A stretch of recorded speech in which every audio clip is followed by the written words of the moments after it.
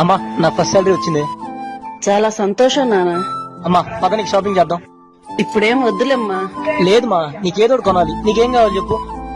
Machine కుట్టి కుట్టి బట్టలు ఉతకాలంటే చాలా కష్టంగా ఉందమ్మా. అవకాశం ఉంటే వాషింగ్ మిషన్ తీసుకుందామా? సరే నేను చోటుకి తీసుకెళ్తాను పద. చూడమ్మా ఎన్ని ఐటమ్స్ ఉన్నాయో.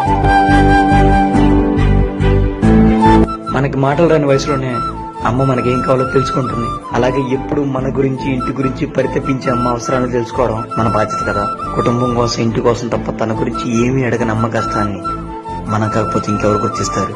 తన కోసం వస్తువులు కొనివ్వకపోయినా పర్లేదు, తన కష్టాన్ని అవసరాన్ని అర్థం చేసుకోవడానికి మనం ఉన్నామని తెలియజేయాలి. అప్పుడు అమ్మ కళ్ళలో వచ్చే ఆనందమే వేరు.